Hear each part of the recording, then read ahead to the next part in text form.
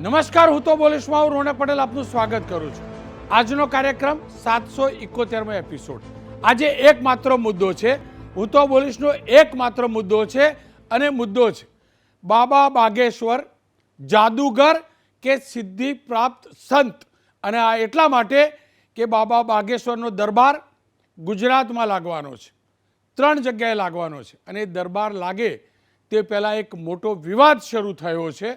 વિવાદ રાજકોટથી શરૂ થયો છે અને એક શિક્ષિત નાગરિકે એક નિવેદન આપ્યું છે અને સોશિયલ મીડિયા પર પોસ્ટ પણ કરી છે અને એટલે જ લાગ્યું કે આ મુદ્દે ચર્ચા કરવી જોઈએ. ઘણા લાંબા સમયથી બાબા બાગેશ્વરને લઈ અનેક વિવાદો થયા, ક્યારેય અમે પ્રાધાન્ય નહોતું આપ્યું, પરંતુ કેમ કે આજે વિવાદ થયો છે ત્યારે લાગ્યું કે આ મુદ્દાને પણ હું તો બોલીશમાં સામેલ કરવું જોઈએ. શરૂઆત બાબાના એ મુદ્દાથી.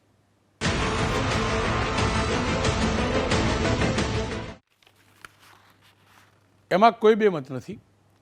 હિન્દુ સનાતન ધર્મ માત્ર નથી, એક સંસ્કૃતિ છે, આધ્યાત્મિકતા સાથે જોડાયેલી સંસ્કૃતિ છે. એ આધ્યાત્મિકતા વિજ્ઞાન સાથે પણ જોડાયેલી છે. ધર્મ, આધ્યાત્મિકતા અને વિજ્ઞાન આ ત્રણેયનું અદ્ભુત સંકલન આ સંસ્કૃતિમાં છે અને આવી જ રીતે તમામ ધર્મ સંપ્રદાયોમાં હશે જ. તમામ ધર્મ સંપ્રદાયના ધર્મગુરુઓ આધ્યાત્મિકતાનું જ્ઞાન પણ આપતા હશે, સાથે વિજ્ઞાનનું પણ જ્ઞાન આપતા હશે, સંસ્કારનું સિંચન કરતા હશે અને એ તમામને સલામ, એ તમામની ભાવનાને સલામ. પરંતુ એ માનવી જ પડશે વાત કે તમામ ધર્મ સંપ્રદાયની અંદર, હું શબ્દ વાપરું છું તમામ ધર્મ સંપ્રદાયના કેટલાક ધર્મગુરુઓ અંધશ્રદ્ધા ફેલાવે છે તે હકીકત છે. એ હિન્દુ ધર્મ હોય, મુસ્લિમ ધર્મ હોય, ક્રિશ્ચન હોય કે અન્ય કોઈ પણ ધર્મ.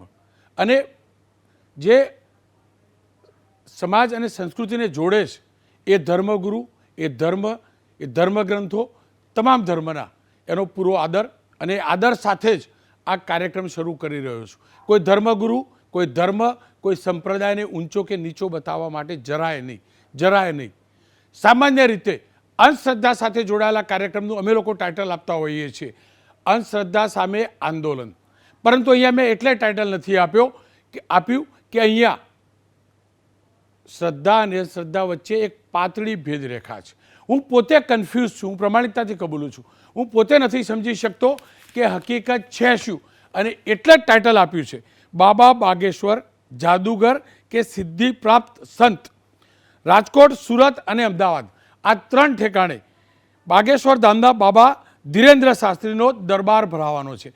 મારી ટીમે દિવ્ય દરબાર લખ્યું છે, પરંતુ હું એને દિવ્ય શબ્દ નહીં વાપરું, કારણ કે હું કોણ કહેવાવાળો કે આ દિવ્ય દરબાર છે. એમને નામ આપેલું હોઈ શકે, એમને મુબારક. અને આ દરબાર ભરાય એ પહેલાં રાજકોટ કોમર્શિયલ કોઓપરેટિવ બેંકના CEO અને સહકારી આગેવાન પુરુષોત્તમ પીપળિયાએ સોશિયલ મીડિયા પર પોસ્ટ મૂકી. તેમાં સ્પષ્ટ કહ્યું કે તાંત્રિક બાગેશ્વર બાબા જણાવે છે, જો બાબા છે તો જણાવી દે કે રાજકોટમાં ડ્રગ્સ કોના ઇશારે આવે છે. હવે આ બાબા વિશે જાજુ કહેવાની જરૂર નથી, આપ તમામ લોકો જાણો છો. છેલ્લા 12 મહિનાથી તમામ માધ્યમોમાં મારી ટીમને કહેશે બાબાને બતાવીશું, બાબાના દર્શન કરાવીશું. એ બાબા તમામ માધ્યમોની અંદર ચર્ચામાં છે, તમામ માધ્યમોમાં ચર્ચામાં છે. તેમની અદા જોજો, તેમની એક્ટ જોજો, તેમની વાત કરવાની સ્ટાઇલ જોજો. એક પરચી આપી દેવાની અને પરચી ઉપર લખીને આખું ભવિષ્ય તમારું બતાવી દેવાનું, તમારું ભૂતકાળ બતાવી દેવાનું, તમને શું બીમારી છે, બીમારીનો કેવો ઇલાજ એ કરી દેવાનું. એની સાથે એમના દરબારની અંદર હજારો લાખોની ભીડ જોવા મળે છે, કેટલાક લોકો ધૂણતા પણ જોવા મળે છે અને બાબા ચમત્કારથી બધું દૂર કરી દે છે એવું સાંભળવા પણ મળ્યા છે. જો કે આ બાબા સતત એમ કહેતા રહ્યા છે કે હું ક્યારેય મારી જાતને ભગવાન સાથે નથી તુલના કરતો, પરંતુ હકીકત એ છે કે જે પ્રકારનો માહોલ બનાવવામાં આવે છે, જે પ્રકારનો ઓરા બનાવવામાં આવે છે, તે ભગવાનના દરબારથી કમ નથી બનાવવામાં આવતો. ભગવાનના દરબારમાં એ નૈસર્ગિક હોય છે, અહીંયા બનાવવામાં આવે છે. બિહારની અંદર આ બાબાનો દરબાર ભરાયેલો છે, અનેક વિવાદો થયા, પરંતુ લાખો લોકોની ભીડ ત્યાં ઉમટી રહી છે. એ પણ હકીકત છે કે બાબા હિન્દુ ધર્મની વાત કરે છે, સનાતન ધર્મની સંસ્કૃતિને આગળ વધારવાની વાત કરે છે, બાબા ભારતને હિન્દુ રાષ્ટ્ર બનાવવાની વાત કરે છે. પરંતુ કોઈ એ નથી સમજી શકતું કે 27 વર્ષનો એક યુવાન, એનામાં એવી તો કેવી શક્તિ આવી ગઈ કે આખો દેશના અનેક નાગરિકો એમની પાછળ ફરે છે. શું નેતા, શું અભિનેતા, તમામ લોકો એમના ચરણમાં બેસે છે, ચરણમાં બેસે છે. હું ફરીથી કહું છું, કારણ કે પરચી લઈને જાઓ છો ત્યારે એમના ચરણમાં બેસવાનું હોય છે, એમની જોડે બેસવાનું નથી હોતું. એમના આશીર્વાદ લેવા એમના ચરણમાં બેસે છે. હું નથી જાણતો કે ત્યાં જવાવાળા એમના મા બાપના ચરણમાં કેટલી વાર બેઠા હશે, કેટલી વાર બેઠા હશે. બાબાએ ભૂતકાળ બતાવ્યો છે, મા બાપે જન્મ આપેલો છે, છતાં પણ એમના ચરણમાં આ લોકો કેટલી વાર બેઠા છે હું નથી જાણતો. પણ એ તો જાણું છું ને દ્રશ્યોમાં દેખાય છે કે જે પણ જાય છે બાબાના ચરણમાં જાય છે.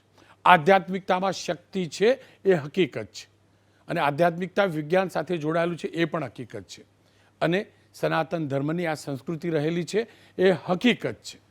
પરંતુ સવાલ એ છે કે બાબાને લઈને આટલો વિવાદ કેમ, શું કારણ?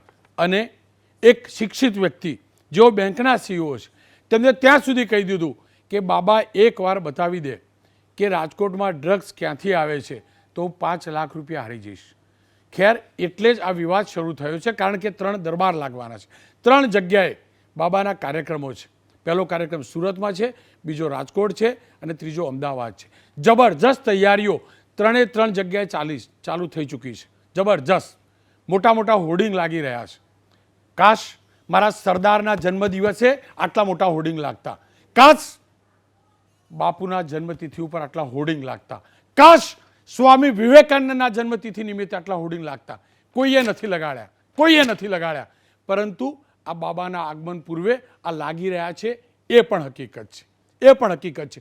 હોર્ડિંગ લગાવવાવાળાને મારે યાદ કરીને કહેવું છે, તમે ક્યારે સરદાર જયંતિ યાદ કરી, ક્યારે બાપુનો તિથિ યાદ કરી, ક્યારે સ્વામી વિવેકાનંદ જેમને વિશ્વની અંદર આ સંસ્કૃતિની વાત કરી એમના હોર્ડિંગ લગાડ્યા? કદાચ તમને તો તારીખો પણ યાદ નહીં હોય. ખેર, એ આયોજકોનો વિષય છે, આયોજકોનો વિષય છે. પરંતુ આ મુદ્દે ચર્ચા કરવી જરૂરી છે. શું આ સંમોહન શક્તિ છે, શું આ આધ્યાત્મિક શક્તિ છે, કે શું આ જાદુઈ વિદ્યા છે?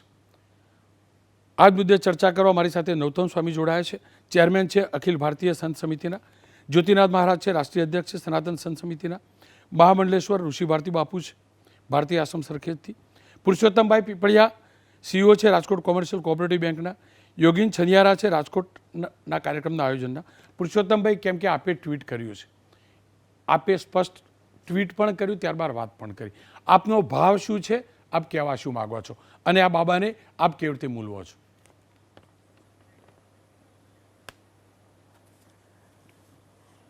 કોઈ પણ ધર્મ ધુરંધર છે એને રાષ્ટ્રહિતની પ્રચાર પ્રસાર કરવો જોઈએ. બાબા બાગેશ્વરજીએ 2 બાબતો એમાં સમાવિષ્ટ થયેલી છે. એક પાસું છે બાબા બાગેશ્વરનું જે ધાર્મિક છે, એટલે એ કથા કે જે હનુમાન ચરિત્રને બધું જે કરે છે એની સામે ક્યારેય વાંધો હોઈ શકે નહીં. એટલે ધર્મના જે બાબત છે એનો કોઈ વિરોધ નથી. જ્યારે બીજું પાસું છે જે ચમત્કાર, વશીકરણ, જાદુગીરી આવી જે ભ્રામક બાબતો ઊભી કરી અને જે ભક્તોને તે ભ્રામક પ્રચાર દ્વારા અંધશ્રદ્ધા ફેલાવે છે, એ અંધશ્રદ્ધા સામેનો અમારો વાંધો છે. આપ જાણો છો કે અંધશ્રદ્ધાથી હમણાં જ રાજકોટ ડિસ્ટ્રિક્ટમાં 2 વ્યક્તિઓએ, પતિ પત્નીએ કમળ પૂજા કરી, પોતે જાતે આત્મહત્યા કરી, કમળ પૂજા કરી અને જીવ દીધા છે. આ પહેલાં પણ રાજકોટની અંદર એક ભીખાચક્કુ કરીને હતા, તેમને પણ પોતાના બાળકની કમળ પૂજા કરી હતી. આપ જાણો છો, આપના માધ્યમથી ઘણીવાર સમાચારમાં પણ જોવા મળે છે કે કેટલાક ધડ વગરના બાળકોના માથાઓ મળતા હોય છે. તો આ બધું ક્યાંક ને ક્યાંક આ અંધશ્રદ્ધાથી એની વિપરીત આડઅસર છે. એટલું જ નહીં, જ્યારે અંધશ્રદ્ધાથી આપણી આવનારી પેઢી ઉપર કેટલી વિપરીત અસર થશે. તો ધર્મ સામેનો કોઈ વિરોધ નથી. અમારો વિરોધ એટલું જ છે કે જે આ ચિઠ્ઠી ચબરખા ને જે બધાને ભ્રામક પ્રચાર કરે છે એ પ્રચાર ન હોવો જોઈએ. કારણ કે આવા ભ્રામક પ્રચાર તો ઘણા કરે છે, અગાઉ પણ થઈ ગયા. સમોસા ખાવ ને પેલું ખાવ ને ફલું થાય ને ઢીકણું લોકણું પૂછડું, આ એનું જ એક વર્ઝન છે. તો તો મારી દ્રષ્ટિએ આનાથી બાબાઓએ દૂર રહેવું જોઈએ. માત્ર સનાતન ધર્મના પ્રચાર પ્રસાર થાય એની સામે અમને કોઈ વાંધો નથી, પણ જો આવા ધતિંગ કરશે, ધર્મ અને ધતિંગને જુદું પાડવું જોઈએ. જો આવા ધતિંગ કરશે તો અમારો એની સામે વિરોધ છે, વાંધો છે, અને પ્રશાસને પણ આવા ધર્મ ધતિંગ અટકાવવા જોઈએ એવી અમારી લાગણી અને માગણી છે. જી, કેમ કે આયોજક યોગીનભાઈ છે, રાજકોટમાં જે આયોજન થઈ રહ્યું છે એના આયોજક યોગીનભાઈ છે. યોગીનભાઈ, આપની પાસેથી જાણવું છે, જે અમને ટ્વીટ કર્યું પરસોત્તમભાઈએ, એમાં એવું લખ્યું કે જો બાબામાં આ શક્તિ છે જ તો પછી બાબા કહી દે કે મારા ગુજરાતમાં, મારા રાજકોટમાં ડ્રગ્સ ક્યાંથી આવે છે, અને એ ડ્રગ્સથી બરબાદ પણ તો આપણા હિન્દુ સંસ્કૃતિ સાથે જોડાયેલા દીકરા દીકરીઓ થાય છે. આપ શું માનો છો? તમે કેમ કે આયોજક છો, તમને નથી લાગતું કે આ બાબામાં જો ખરેખર ચમત્કાર હોય અને બાબાને એટલી વિદ્યા હોય તો બાબાની મદદ લેવી જ જોઈએ? તમારા ત્યાં જ્યારે આવી રહ્યા છે, તમારા આંગણે સો કોલ્ડ દિવ્ય દરબાર ભરી રહ્યા છે, તો શરૂઆત જ ત્યાંથી કરવી છે. આપણા ગુજરાતનું હિત થઈ જાય, આપણા દેશનું હિત થઈ જાય, આપણી હિન્દુ સંસ્કૃતિનું હિત થઈ જાય.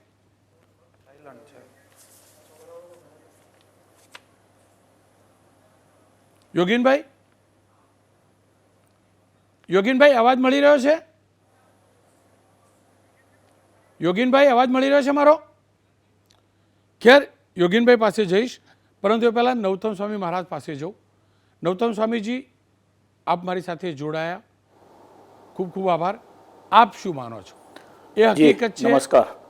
ધર્મ સંસ્કૃતિ માનવું જ જોઈએ, આધ્યાત્મિકતા છે જ. હું મારી અંગત વાત કરું તો હું આંખ બંધ કરું છું, મને દાદા દેખાય છે. હકીકત છે, હકીકત છે, હકીકત છે, મારી શ્રદ્ધાને આસ્થા છે. પણ હું ચમત્કારના પરિપ્રેક્ષમાં કહેવા લાગુ, કોઈને ધૂણાવા લાગુ, કોઈને પરચી આપીને આખી વાર્તા કરવા લાગુ, શું આપણા ધર્મની અંદર ક્યાંય આવું લખેલું છે ખરું?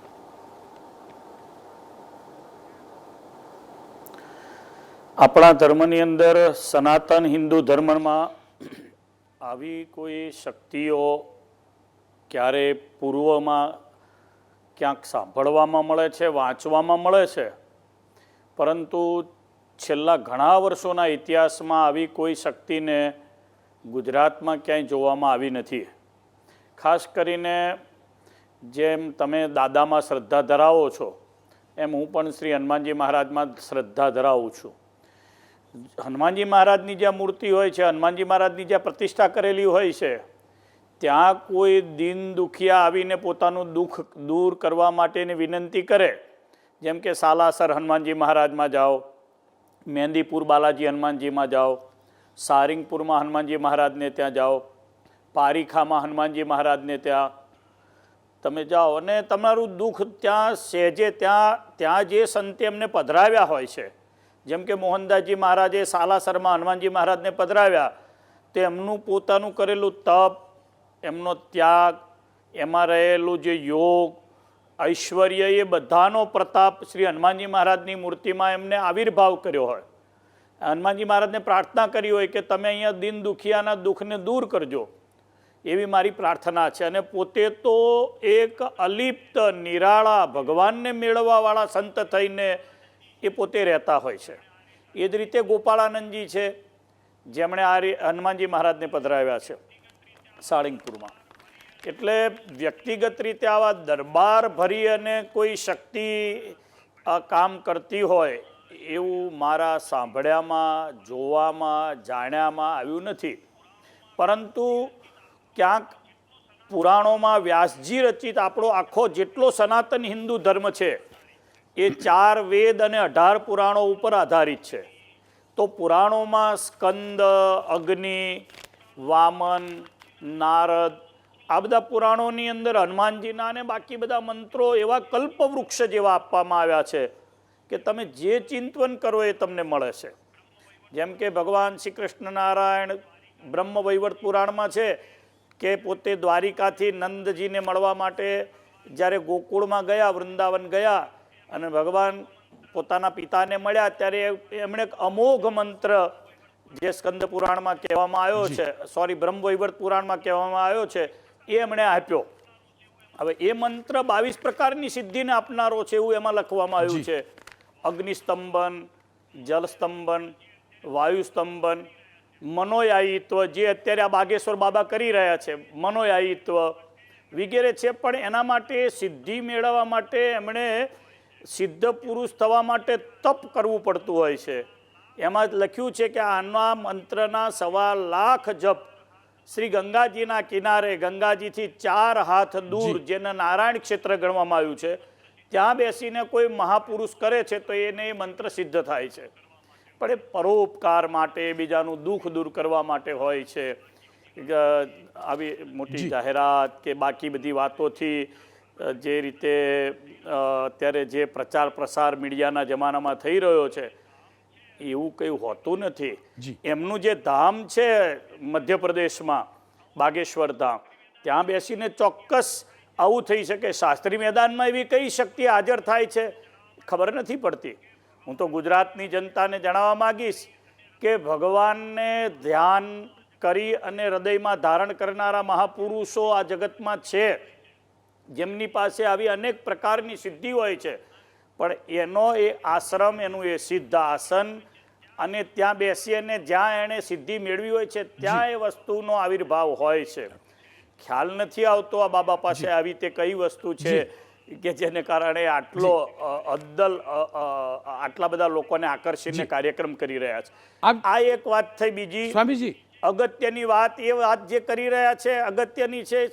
હાજી જી સ્વામીજી, આપની જોડે આવું એ જ મુદ્દે ફરીથી આવું, પરંતુ એકવાર જે આયોજક છે એમનો મત જાણી લો. યોગીનભાઈ, આપ બાબાને અહીંયા બોલાવી રહ્યા છો, સ્વામીજી પણ કહી રહ્યા છે કે આસ્થાનું કેન્દ્ર હોય, સપોઝ સારંગપુર મારી આસ્થાનું કેન્દ્ર છે, મને જબરજસ્ત ઉર્જા અને શક્તિ મળે છે.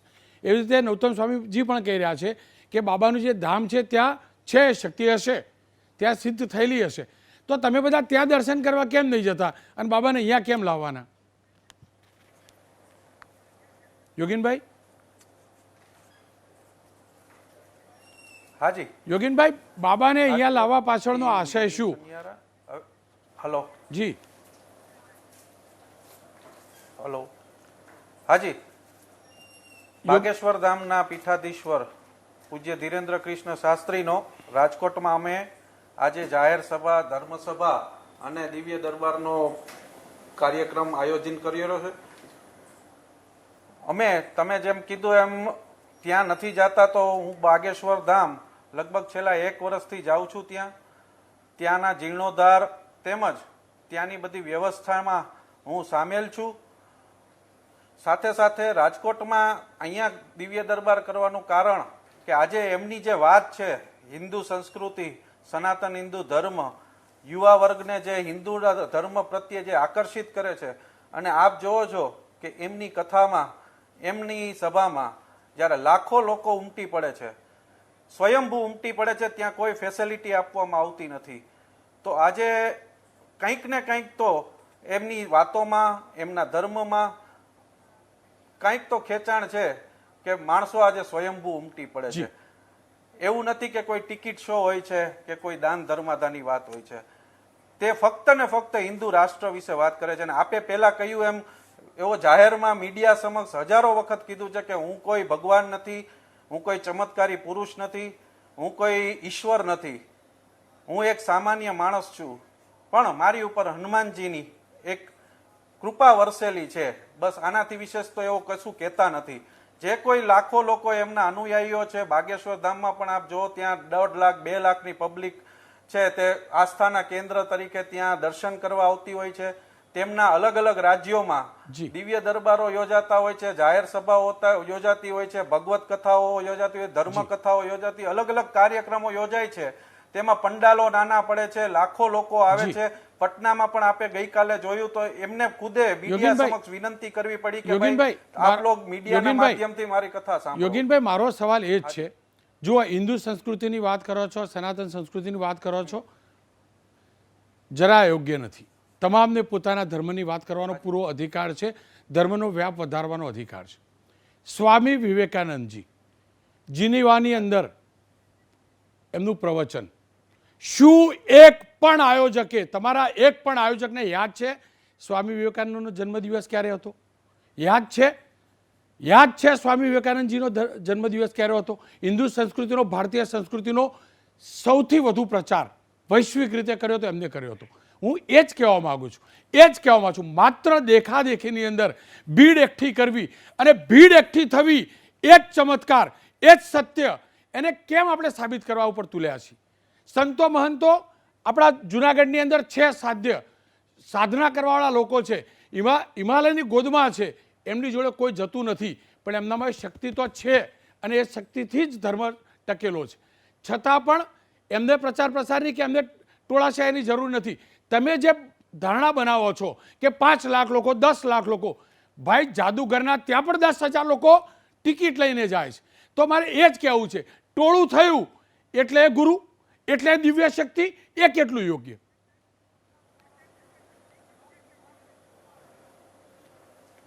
એવી કોઈ વાત નથી કે કોઈ ધારણા નથી. આ એક સ્વયંભૂ વાત છે કે એમની કોઈ ખેંચાણની વાત છે. એવું અમે પણ કોઈ દાવો કરતા નથી કે લાખો લાખો આવે.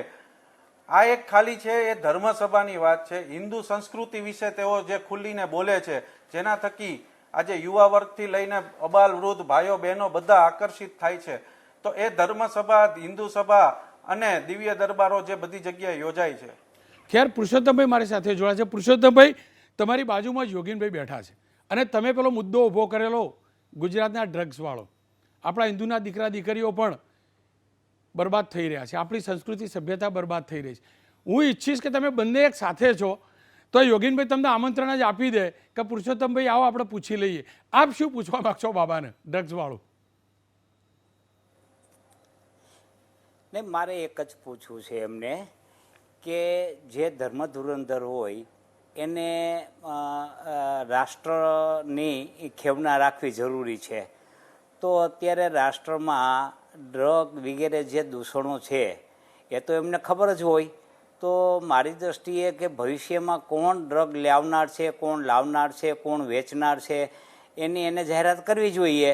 જો એ વ્યક્તિગત રીતે બધાના પ્રશ્નોની ચિંતા કરે છે તો રાષ્ટ્રના પ્રશ્નોની ચિંતા તો શિરોમણી હોવી જોઈએ. તો મારી દ્રષ્ટિએ એ પ્રશ્નનો મને જવાબ આપે, મને યોગીનભાઈ જો સગવડતા કરી આપશે તો હું જઈશ. અન્યથા તો આપ જાણો છો કે ત્યાં હજારો માણસો આવશે. મારો પૂછી લઉં, મારી ચિઠ્ઠી આવે કે ન આવે એવી કોઈ ખાતરી હોતી નથી યોગીનભાઈ. પણ જો મને યોગીનભાઈ કહેશે કે તમે બાબા સમક્ષ આવો અને તમારા પ્રશ્નો રજૂ કરો તો હું ચોક્કસ કરીશ. આ વ્યવસ્થા થઈ શકે? અને બાબામાં તો દિવ્ય શક્તિ છે ને. બાબા આપણા ગુજરાતના યુવાનોની સમસ્યા સમજી લેશે. આપણા પુરુષોત્તમભાઈની પરચી ના નીકળે?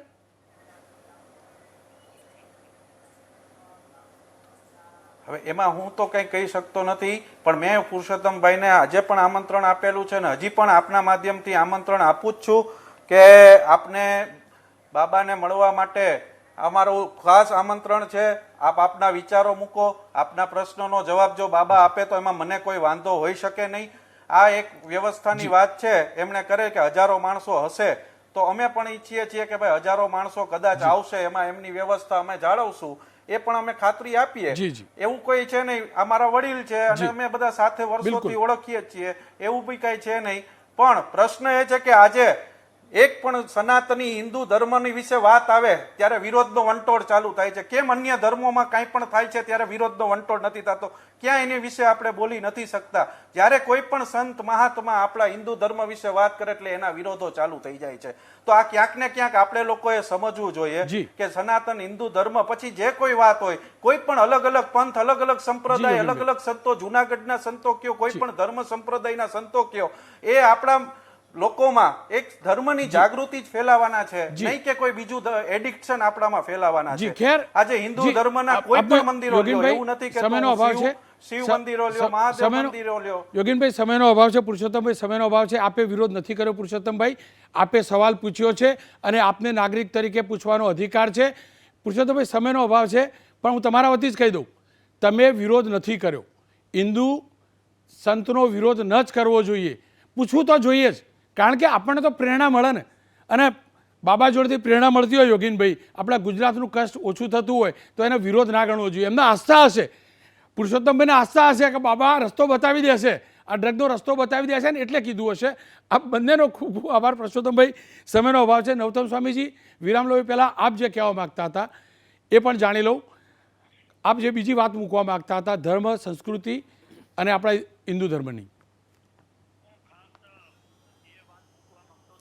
હું ખાસ એ વાત મૂકવા માંગતો હતો કે બાબાની એક વાત બહુ જ સાચી છે કે આ દેશ હિન્દુ રાષ્ટ્ર હતો, આ દેશ હિન્દુ રાષ્ટ્ર છે અને આ દેશ હિન્દુ રાષ્ટ્ર રહેવો જોઈએ.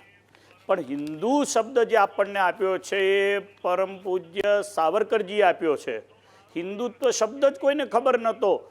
તો મારો એ આગ્રહ છે કે યોગીનભાઈ ઓનલાઈન છે, એમણે ખાસ બાબાને કહેવું જોઈએ કે તારીખે શ્રી સાવરકરજીનો નિર્વાણ દિવસ છે, એટલે તમે જે આ શાસ્ત્રી મેદાનમાં કાર્યક્રમ કરો એમાં હિન્દુત્વના પ્રચાર માટે સૌથી પહેલાં સાવરકરજીનું પૂજન કરજો. તો આ દરબારને વાસ્તવમાં હિન્દુ ધર્મના પાયો નાખનારો દરબાર કહી શકશો તમે. સ્વામીજી, બાબાનો જે હિન્દુ ધર્મ પ્રત્યેનો અભિગમ છે. જી સ્વામીજી, જુઓ, મારી સાથે આપ પણ જોડાયા છો, મહામંડલેશ્વર ઋષિ ભારતી મહારાજ પણ જોડાયા, જ્યોતિનાથજી મહારાજ પણ જોડાયા છે. એ ત્રણે વિન્ડોમાં બતાવીશું. એ ત્રણેના કપડાં ભગવા રંગના છે.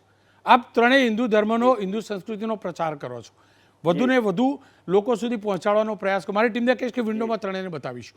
પરંતુ સ્વામીજી, આ જે બાબા છે આપણા ધીરેન્દ્ર શાસ્ત્રી, જેમને હિન્દુ સંસ્કૃતિ આગળ વધારવાનો ઠેકો લીધો એવી રીતે પ્રોજેક્ટ કરવામાં આવે છે, એમના એક પણ કપડાં મેં બહુ વિઝ્યુઅલ શોધ્યા સ્વામીજી, બહુ વિઝ્યુઅલ શોધ્યા. તમે બધાએ ભગવા કપડાં પહેર્યા, તમારા બધા ઉપર એ સંતવાળા કપડાની મને ઝલક દેખાઈ.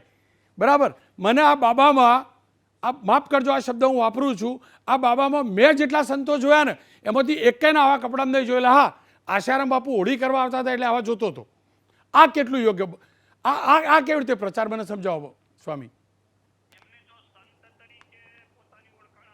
એમને તરીકે પોતાની ઓળખાણ આપી હોય તો જે સંપ્રદાયને બિલીવ કરતા હોય, જે ગુરુને બિલીવ કરતા હોય, એમની પાસેથી દીક્ષા લીધી હોય અને દીક્ષા વખતે જે કપડાં ધારણ કર્યા હોય એ જ એમણે પહેરવા જોઈએ. એ વાત તો આપની સાચી છે. એક અંતિમ સવાલ વિરામ ઉપર જો પહેલાં આપની જોડે અંતિમ સવાલ જાણી લઉં. શું કોઈ એક વ્યક્તિમાં જેની ઉંમર 27 વર્ષની હોય એ તમામના દુઃખ દર્દ ધૂણાવીને કહી દે, આ કરીને દૂર કરી દે, આવું શક્ય છે ખરું? અને સ્વામી, જો આવું હોય કોઈ વ્યક્તિમાં, કોઈ પણ સંતમાં, તો પછી દુઃખ દર્દ તો આપણા ગુજરાત ઉપર, આપણા દેશ ઉપર, આપણી સંસ્કૃતિ ઉપર પણ ઘણા છે. તો શું એ દૂર કરવાની સીધી પહેલ ના કરવી જોઈએ?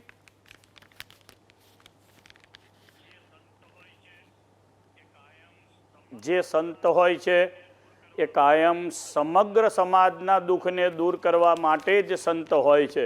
પોતાના જીવનું કલ્યાણ કરી શકે અને હજારોના જીવનું કલ્યાણ કરી શકે એના માટે એ સાધુ છે. એટલે કોઈ વ્યક્તિગત કોઈની વાત કરીએ તો એ બરાબર નથી. મારી દ્રષ્ટિએ જે મહાશક્તિ દ્વારા, હનુમાનજી મહારાજની શક્તિ દ્વારા એ કામ કરતા હોય તો હનુમાનજી મહારાજને પ્રાર્થના કરવી જોઈએ કે સમગ્ર ગુજરાતનું ભલું થાય, સમગ્ર ગુજરાતમાંથી જે કંઈ દુઃખ દર્દો છે દૂર થાય. વ્યક્તિગત પણ દૂર થવા જોઈએ અને જનરલ સમાજના પણ દૂર થવા જોઈએ. જી, બાબા બાગેશ્વર એટલે કે આ ધર્મેન્દ્ર શાસ્ત્રી, જાદુગર કે સિદ્ધિ પ્રાપ્ત સંત, મારી સાથે આ મુદ્દે ચર્ચા કરવા માટે હવે મહામંડલેશ્વર ઋષિ ભારતી બાપુ પણ જોડાય છે, જ્યોતિનાથજી મહારાજ પણ જોડાય છે. ઋષિ ભારતી મહારાજ, એ હકીકત છે, સંસ્કૃતિ, સભ્યતા, આપણું ધર્મ અખંડ છે, એમાં કોઈ બેમત ન હોઈ શકે. એમાં શક્તિ છે, આધ્યાત્મિકતામાં શક્તિ છે, એ પણ બની શકે.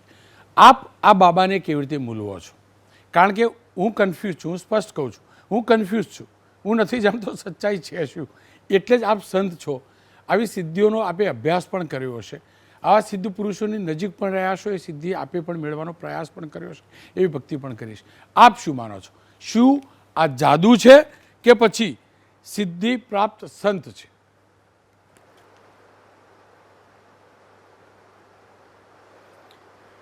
જી રોનકભાઈ, એટલું સૌપ્રથમ જરૂર કહીશ કે આપણે ગુજરાતમાં એક કહેવત છે કે દંભ 10 દિવસ અને સત્ય સનાતન હોય છે.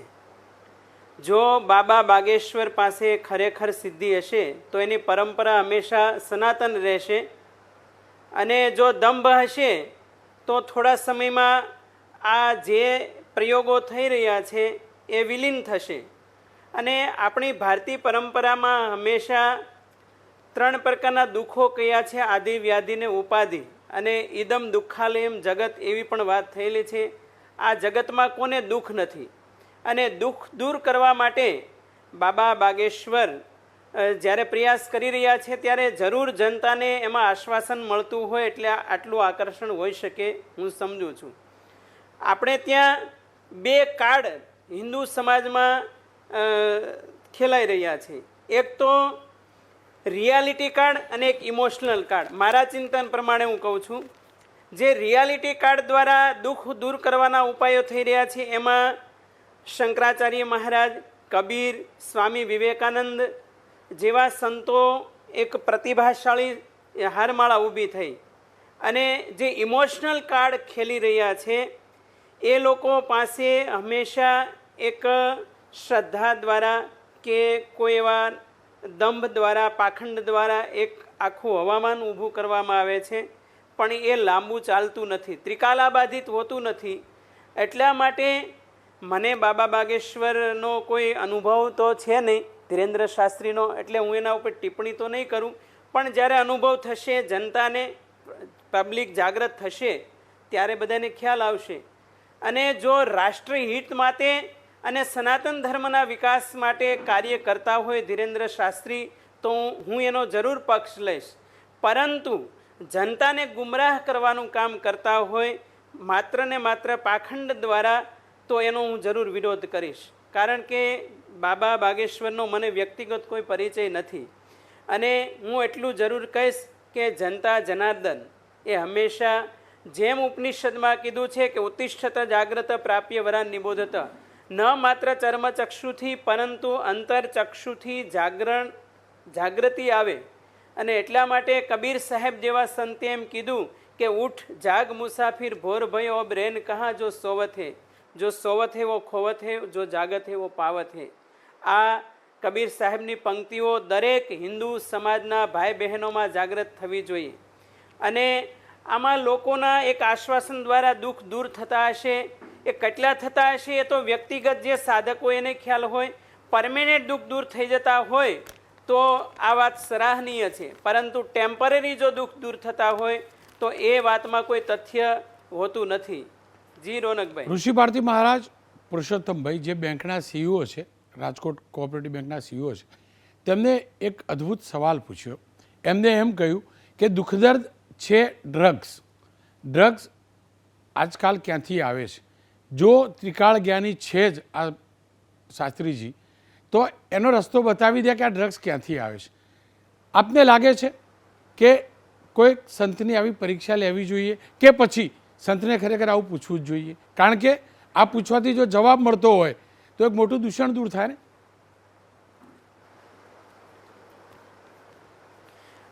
રોનકભાઈ, પારખા તો દરેક સંતના લેવા જ જોઈએ, તો જ ખ્યાલ આવે કે કેટલું સત્ય છે કે અસત્ય છે. એટલા માટે જો સંત ખરેખર દુઃખ દૂર કરતા હોય તો હંમેશને માટે દુઃખ દૂર થઈ જવા જોઈએ. આજે તમે જુઓ, ભારતમાં 30% જેટલી ગરીબી છે. વ્યક્તિગત રીતે એ 30% લોકોનો જીડીપી પણ ઊંચો નથી.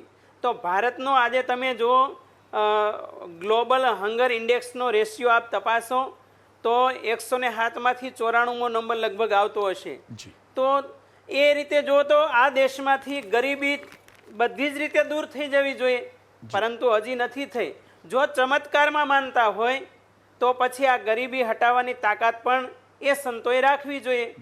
ઘણા એમ કહે છે કે આ વિશ્વમાં જેટલો બિઝનેસ ચાલે છે અમારા થકી ચાલે છે. તો હું એટલું પૂછું છું, જો આવી તાકાત તમે ધરાવતા હોય તો સૂર્યનારાયણ સવારે 7 વાગ્યે ઉગે છે તો 10 વાગ્યે ઉગાડો, સાંજના 6 વાગ્યે અસ્ત થાય છે તો રાતના 10 વાગ્યે અસ્ત કરાવો.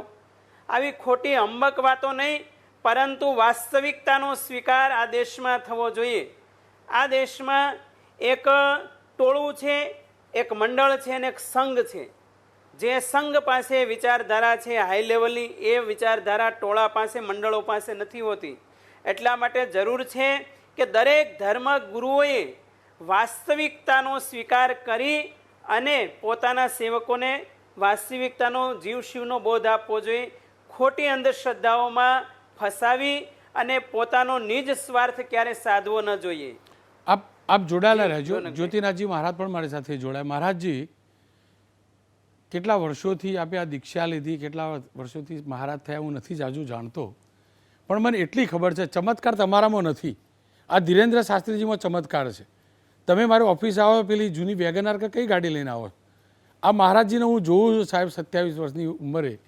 તમારી જોડે ચાર ભક્તો નથી હોતા, 4 લાખની ભીડ હોય તો તમે સાધના કરી જ નથી. હું વિનમ્ર ભાવે તમને વિનંતી કરું છું, અહીંયા આવવાના તમે 3 દરબાર, આપ વડીલ છો કહી શકું છું એટલે કહું છું, 3 દરબાર એમના ભરી આવો.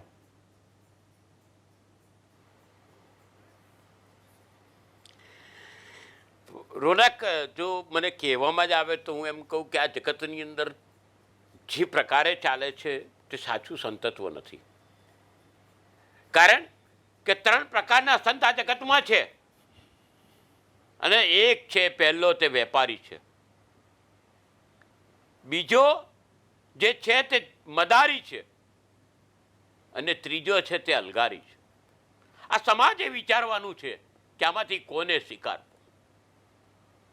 આપણે ત્યાં વિટમણા છે. તમે આ પહેલો બનાવ નથી જોતા, રામ રહીમ, રામપાલ, આસારામ, આટલા જ ટોળા થતા હતા, મહિમા મંડળ થતા હતા. અત્યારે બધા જેલમાં છે સાહેબ. આજે સમાજને ક્યાં દોરી જવા માંગો છો? આજ બધા નેતાઓ પણ જતા હતા આ બધાની ફિલ્ડિંગ ભરવા માટે. આજે સમાજની અંદર સાચું જ્ઞાન આ રીતે નથી થતું. સંતો કદી ચમત્કાર ન કરે, જાદુગરો ચમત્કાર કરે, સંતો તો હંમેશા લોક કલ્યાણની વાત કરે. જેવી રીતે આપણા રાજકોટના સહકારી મંડળીના આગેવાને જેવી રીતે કીધું તેવી રીતની હું વાત કરું તો જો તમે એટલા બધા ત્રિકાળ છો તો આપણા આતંકવાદીઓ હોતી કારણ ડ્રગના હો તો ચાલશે. તમે તો બહુ જ્ઞાની છો. આપણા દેશનું દેશદ્રોહની પ્રક્રિયા કેટલા જણા કરે છે તે શોધી કાઢો. શું કામ આડંબર? તમે એક ફેબ્રિકેટેડ ડ્રામા કરો છો, અને એ ફેબ્રિકેટેડ ડ્રામામાં લોકોને મૂર્ખ બને છે. અને પછી જે પરિસ્થિતિ ઊભી થાય છે તે એ વિટમણા બહુ જ કઠિન હોય છે. ને એ ટોળાશાહીમાં આજે જમાનામાં જે ચાલી રહ્યું છે, દરેકને શોર્ટકટ જુએ છે. પછી પેલી વાત કહેવાની યાદ આવે છે, લોભિયા હોય ત્યાં ધુતારા ભૂખે નથી મરતા. આટલું સમજે તો બહુ છે. ખેર, આપ જોડાયેલા રહેજો. ધીરેન્દ્ર શાસ્ત્રીજી 27 વર્ષના ઉંમર છે, જબરજસ્ત આકર્ષણ તેનામાં છે, લોકો આકર્ષિત થયેલા છે, હજારો લાખોની ભીડ થાય છે. રૂબિકા લિયાકત મારા સહયોગી, કેમ કે જે પ્રકારે વિવાદમાં તે આવ્યા, ચર્ચાઓ થઈ, રૂબિકા લિયાકતે તેમની સાથે વાત કરી. એ વાત પહેલાં જોઈ લઈએ અને ત્યારબાદ કરીએ ચર્ચા. कोई आपको पवित्र कहता है, पुण्य कहता है, कोई आपको कहता है कि पाखंड हो रहा है, कोई आपको कहता है खूबसूरत सा एक लड़का है जो देश को अखंड बनाने के लिए निकला है, कोई कहता है एजेंडे पर काम करने के लिए निकले.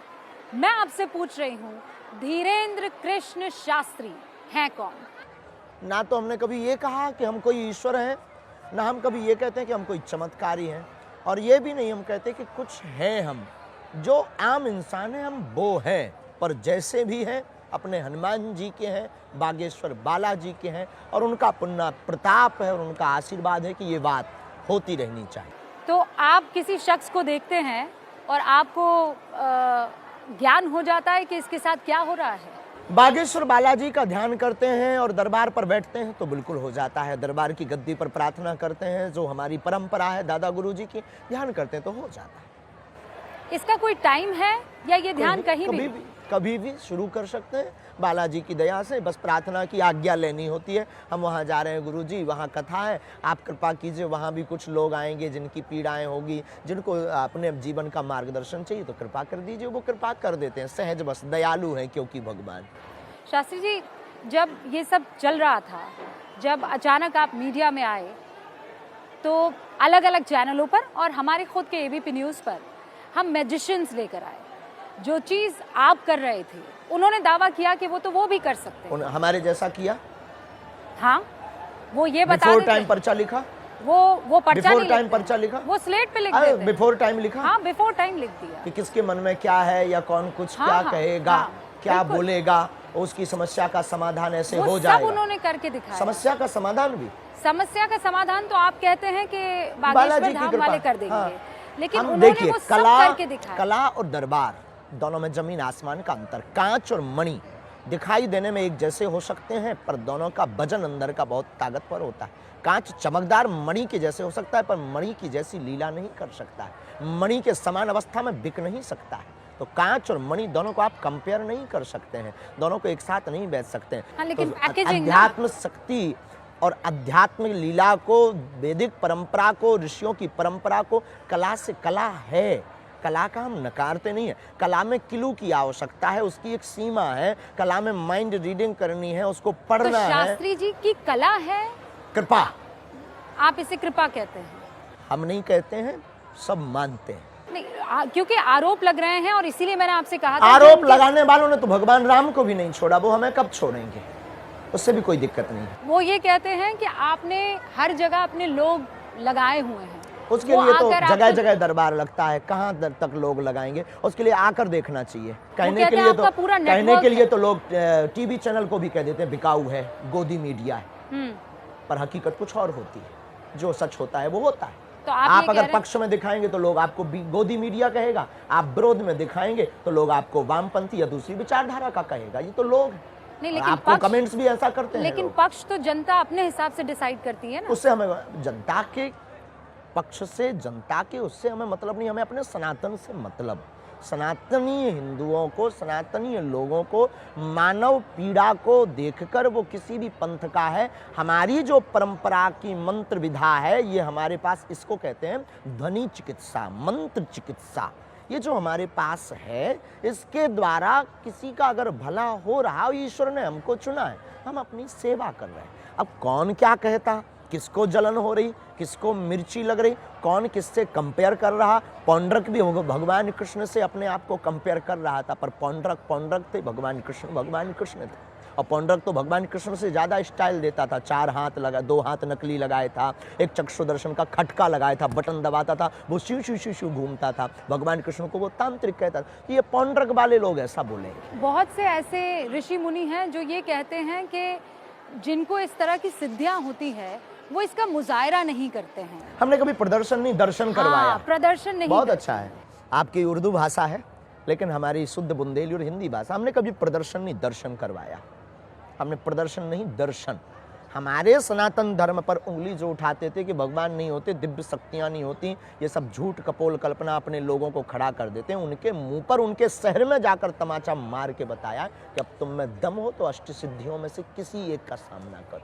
आपको लगता है कि आप सत्य के रास्ते पर हैं? बिल्कुल, क्योंकि हमारा इसमें स्वार्थ स्वाहित नहीं, सनातन का हित है। और हमारे पास, हमारे ऊपर और भारत के प्रत्येक, संसार के प्रत्येक व्यक्ति के ऊपर बालाजी की कृपा है। लेकिन जिसका गुरु बलवान होता है, चेला पहलवान होता है, तो हम पर दिल खोल कर कृपा है और आई एक्सेप्टेड, और हम गौरवान्वित महसूस करते हैं, इसलिए बोलते हैं। आगे क्या प्लान है आपका? सनातन हिंदू राष्ट्र। अचानक कोविड काल के बाद आपकी चर्चा इतनी क्यों होने लगी? पता क्या नहीं। वजह थी? सोशल मीडिया पे कई लोगों ने वीडियो डाले, पहले भी दरबार लगता था, लोग पहले भी आते थे, बस यूं मानो। अब ज़्यादा लोग आने लगे, पहले भी दरबार लगाते थे। पहले भगवान की कृपा है कि पहले टीवी पे नहीं आते थे तो ये विवाद नहीं होता था, ये मुंह चलाने वाले इतना मुंह नहीं चलाते, सब जयकारा करते थे। મારા સહયોગી રૂબિકા સાથેનો આ લાંબો ઇન્ટરવ્યૂ હતો, થોડાક સમય પહેલાં ઇન્ટરવ્યૂ કરેલો હતો, તેના અંશો હતા. ખેર, મહામંડલેશ્વર ઋષિ ભારતી બાપુ પણ જોડાયા છે. મહારાજજી, આપે ઇન્ટરવ્યૂ જોયો, આપ ધર્મને જાણો છો, આધ્યાત્મિકતાને જાણો છો, તમામને જાણો છો.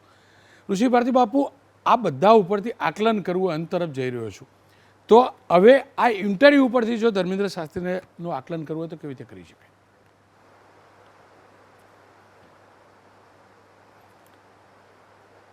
જ્યારે ધર્મની વાત આવે રોનકભાઈ, ત્યારે આપણા શાસ્ત્રોમાં અલગ અલગ વ્યાખ્યાઓ જે થઈ છે, એમાં મને જે ગમતી વ્યાખ્યા છે ધર્મની એ કે યતો અભ્યુદય નિશ્ચય સિદ્ધિસ્સ ધર્મ, જ્યાં આધ્યાત્મિક અને ભૌતિક બંને પ્રકારનો વિકાસ કરાવે એનું નામ ધર્મ છે. અને આવા ધર્મને જે ધારણ કરે એ ધર્મ ધુરંધર મહાપુરુષ હોઈ શકે. બાગેશ્વર ધામનો મને બીજો પરિચય નથી, એટલે હું કોમેન્ટ એના વિશે કરું એ મારા માટે અયોગ્ય છે. પરંતુ એટલું જરૂર કહીશ કે સનાતન ધર્મ અને દેશની સેવાના પક્ષમાં જો બાગેશ્વર ધામ કામ કરતા હોય તો હું એનો જરૂર પક્ષ લઈશ, પરંતુ જનતાને ખાલી બહેકાવવા ખાતર, એક આશ્વાસન આપવા ખાતર જો કાર્ય કરતા હોય અને આ ટેમ્પરરી પરંપરા હોય તો એનો ખુલ્લો વિરોધ કરીશ. પરંતુ એની વેઇટ એન્ડ વોચ, રાહ જોઈએ કે કેટલું સત્ય છે. સત્ય હંમેશા સનાતન હોય છે, ત્રિકાલા બાધિત હોય છે, અને દંભ હંમેશા 10 દિવસ હોય છે, અને એનો થોડા સમયમાં પર્દાફાશ પણ થતો હોય છે. એટલે હિન્દુસ્તાનની જનતાનું દુઃખ દૂર થાય અને બાગેશ્વર ધામની ખરેખર એના ઉપર કૃપા હોય તો હનુમાનજી મહારાજ સર્વ માનવ જનતાનું હિત કરે એવી આપણે આશા રાખીએ. ખેર, જ્યોતિનાથજી મહારાજ, અંતમાં તમારી કોમેન્ટ. તમે ઇન્ટરવ્યૂ જોયો, તમારું મન હવે બદલાયું હશે. જ્ઞાન તો છે, આધ્યાત્મિકતાની વાતો તો છે, હિન્દુ રાષ્ટ્રની વાત કરે. તમે ઈર્ષ્યા તો નથી કરતા ને? ઈર્ષ્યા ભાવ તો નથી આવતો ને તમારામાં? કે 27 વર્ષનો આ યુવાન રોનકજી, મને કોઈ દાડો કોઈના પ્રત્યે ઈર્ષા ના આવે. સનાતન માટે કામ કરતા અંથી નાના છોકરાઓ ચરપટ બોલતા હોય છે, જે કથાકારો છે. મેં જોયેલા છે, સાંભળેલા છે, ઘણા બધાને સાંભળ્યા છે. કારણ કે હું તો સતત પ્રવાસ કરું છું ને આપે જાણો છો, મારો ઊંડો અભ્યાસ હોય છે. હું બાગેશ્વર ધામ વિશે પણ અભ્યાસ કર્યો છે. જે વાત કરી રહ્યા છે તે સત્યથી વેગળી છે. કારણ કે જો સંત હોય તો તેમનામાં ત્યાગની ભાવના હોય, જો બાબા હોય તો એ રીતનું જીવન હોય. અહીંયા કોઈ નિયમ અતિ આ તે કશું જ નથી. આખી એક નાટકીય પ્રવૃત્તિ લાગી. આટલું બધું આયોજનપૂર્વકની જે એક તમારી વાતો સાંભળો તો ખ્યાલ આવે કે એક સ્ટેપ પછી બીજું સ્ટેપ મુકાય, બીજું પછી ત્રીજું મુકાય, અને તે ખરેખર આ રીતની વાત છે. જ્યારે તમારી પાસે ચિઠ્ઠી નીકળે તે માણસને બોલાવવામાં આવે, આખો ફેબ્રિકેટેડ હોય છે. મેં ઘણી વખત ઘણી બધી જગ્યાએ જોયું છે. તું કડા હો જા, તુમકો ડાયાબિટીસ है, अच्छा कोई चिंता नहीं, તું ગુલાબ જાંબુ ખા લે, અચ્છા હો જાયેગા. આ રીતની જ વાત છે. નિર્મલ બાબા આ બધા એક લેવલના છે. જી જ્યોતિનાથજી મહારાજ, આપનો ખૂબ ખૂબ આભાર. ખેર, કોઈની પણ ભાવના કે લાગણીની ઠેસ પહોંચાડવાનો મારો આશય નહોતો, પરંતુ જે પ્રકારે ચાલી રહ્યું છે ને જે પ્રકારે આ દરબાર લાગવાનો છે, હું જાજુ નથી જાણતો. મને કોઈ શાસ્ત્રનો અભ્યાસ નથી. હા, હું આ સંસ્કૃતિને ચોક્કસથી માનું છું. હું એ જ દેવને માનું છું. હું વ્યક્તિ તરીકે વાત કરી રહ્યો છું, જર્નાલિસ્ટ તરીકે નહીં. વ્યક્તિ તરીકે હું એ દેવને જ માનું છું જેમને આ બાબા માને છે. કષ્ટભંજન હનુમાનજી, બજરંગ બલીજી. પણ એ હકીકત છે. બજરંગ બલી ત્યારે જ આશીર્વાદ આપે છે જ્યારે આપણે આપણા માતા પિતાના ચરણમાં બેસીએ છીએ. ક્યારે બજરંગ બલી એમ નથી કહેતા કે કોઈ ચમત્કાર બતાવતો એના ચરણમાં બેસો. જજો, દરબારમાં જજો. કષ્ટ દૂર થતો તો જવું જ જોઈએ, પણ એક દીકરા તરીકે અને હનુમાન ભક્ત તરીકે આપ તમામને વિનંતી છે, તમે ગમે ત્યાં જશો ને, ગમે ત્યાં, પણ જો માના અને પિતાના ચરણમાં બેસતા નહીં શીખો ને તો દુનિયામાં કોઈ ચમત્કાર થતો જ નથી. ક્યારેય બજરંગબલી આશીર્વાદ આપતા જ નથી. કારણ કે જે વ્યક્તિ પોતાના માતા પિતાને યાદ નથી કરતું અને આવા દરબારોમાં જાય, કાર્યક્રમોમાં જાય, એનું કોઈ મહત્ત્વ નથી. ખેર, હું ફરીથી કહું છું, દરબાર 3 ઠેકાણે ગુજરાતમાં લાગવાનો છે. અનેક વિવાદો હજુ પણ થશે. કદાચ એમનામાં શક્તિ હશે પણ જો એ શક્તિ હોય અને રાષ્ટ્રના હિતમાં જો શક્તિ વપરાતી હોય તો એમાં કશું ખોટું નથી. પણ જો અત્યાર સુધીના ભૂતકાળમાં અનેક અનુભવો થયા છે, બાબાનો કોઈ અનુભવ નથી, અનેક બીજા બાબાઓનો અનુભવ થયા છે, જો એવું થશે તો સ્વાભાવિક રીતે જ નુકસાન ધર્મને થશે, નુકસાન રાષ્ટ્રને થશે. ફરી એકવાર કહીશ, દુઃખ દર્દ માતા પિતાના આશીર્વાદથી જ દૂર થાય છે. માતા પિતાના ચરણમાં બેસ્યો ને તો તમામ ભગવાન, તમામ ધર્મના ગુરુઓ, તમામ ઈષ્ટદેવો તમને હંમેશા આશીર્વાદ આપશે. તમને ક્યારેય દુઃખ નહીં આવે અને ક્યારેય તમારે આવો દરબાર શોધવો નહીં પડે.